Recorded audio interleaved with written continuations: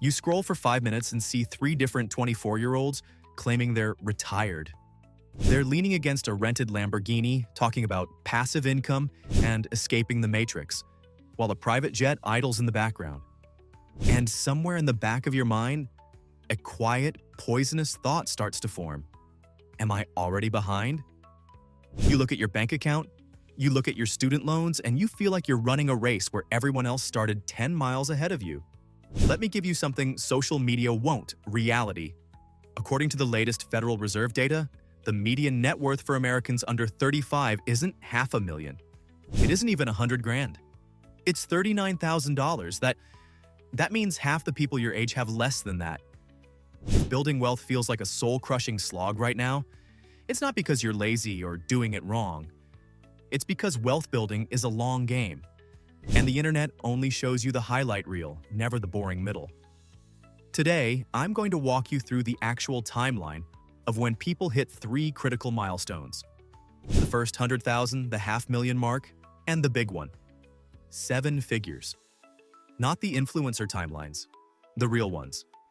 And more importantly, I'm going to show you the velocity shift, the exact moment where the math stops working against you and starts doing the heavy lifting for you.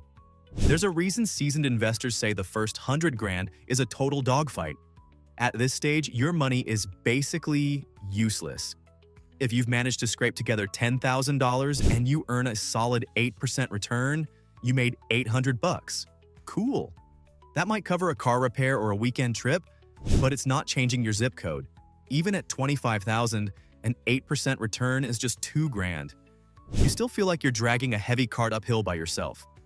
Most Americans don't cross the $100,000 net worth threshold until their late 30s or early 40s. The median net worth for the 35 to 44 age bracket sits right around that mark. That means the typical person spends their entire 20s and most of their 30s just trying to get to the starting line. Why does it take so long? Because your early income is usually low. Because rent is eating your lunch. Because student loans are a lead weight on your margin. This isn't a mindset issue, it's a math issue. Until your investments reach a size where the returns are actually noticeable, you are the engine. You save, you sacrifice, and you protect your margin like your life depends on it. Most people quit right here because they don't see the needle moving. But once you pass that $100,000 wall, the slope finally begins to tilt in your favor. Now let's talk about the $500,000 mark. This is where things get interesting. Only about 10% of Americans under 40 have reached $500,000 in net worth. That tells you everything you need to know. It is uncommon, and it is hard. For most households, that number doesn't show up until their mid-40s or 50s, and honestly, many people never cross it. But here's the magic of the flywheel that nobody mentions. The climb from 0 to 500,000 often takes 15 to 25 years of grinding. But the climb from 500,000 to $1 million? It usually takes 5 to 7. Why the sudden speed? Because compounding has finally become visible. At $500,000, an 8% year adds $40,000 to your pile. That's an entire year's worth of hard work savings generated while you were sleeping. You're no longer pushing the snowball is rolling on its own. In dollar terms, 500,000 is halfway to $1 million. In time terms, you're actually about 80% of the way there. If you're sitting at 200 or 300 grand and you feel like the finish line is a lifetime away, you're closer than you think. The engine has already switched from effort to momentum. Now let's strip away the clout-chasing illusion of the young millionaire. The average age of a millionaire in America is 60, not 30, not 35, 60. About 80% of millionaires in this country are over the age of 50.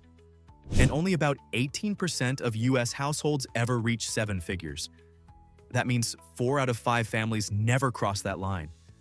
Not because they aren't smart enough, but because they never let the compounding clock run long enough. The typical household between 55 and 64 still hasn't reached $1 million net worth. When you see average net worths looking higher, remember that those numbers are skewed by the ultra-wealthy.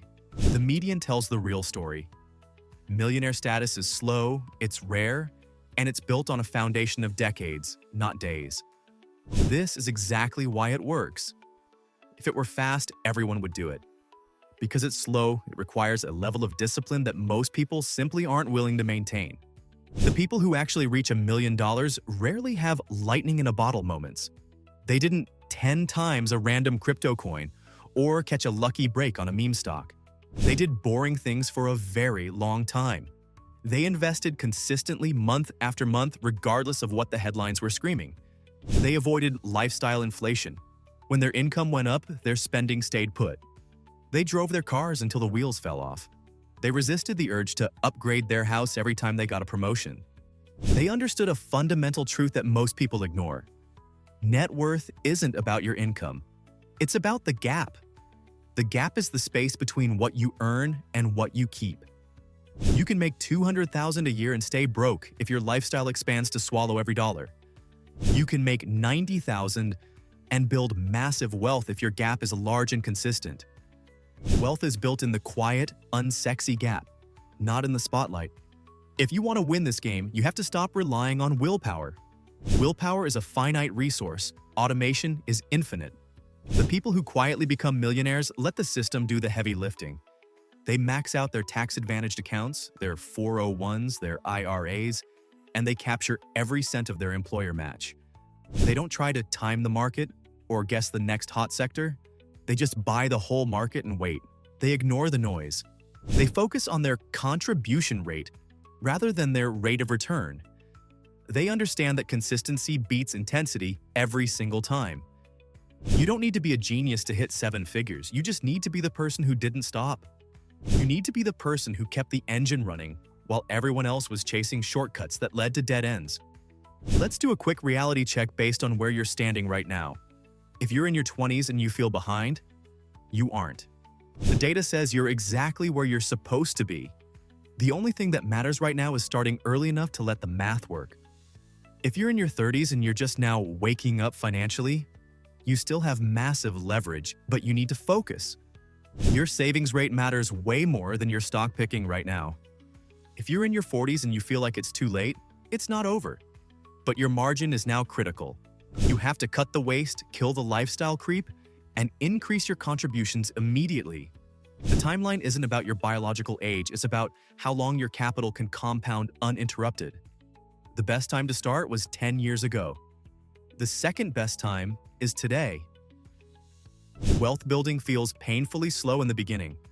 That's normal. It feels unfair and stagnant in the middle. That's normal too. But it feels sudden and inevitable at the end. That's just math. The first 100,000 feels invisible. The next 400,000 feels possible. But that final stretch to 1 million? That feels like a force of nature. Most people don't fail because they're incapable of becoming wealthy. They fail because they underestimate how long the boring part lasts. They quit before the engine switches from effort to momentum. You aren't behind. You're just early in a process that rewards patience more than talent. The real timeline isn't sexy, it isn't viral, and it won't get you clout on Instagram. But it is predictable. And in a world of chaos, predictable is powerful. Once you know the real timeline, you can stop comparing your life to someone else's highlight reel. You can stop chasing the fast money and start playing the long game. Because the long game is the only one where the house doesn't win. You do.